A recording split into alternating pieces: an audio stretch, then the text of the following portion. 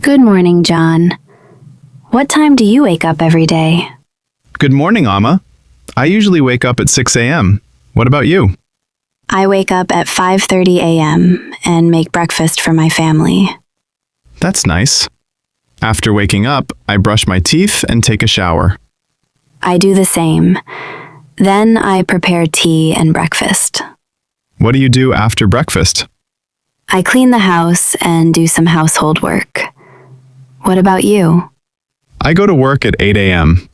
When do you have lunch? I usually have lunch at 1 p.m. And you?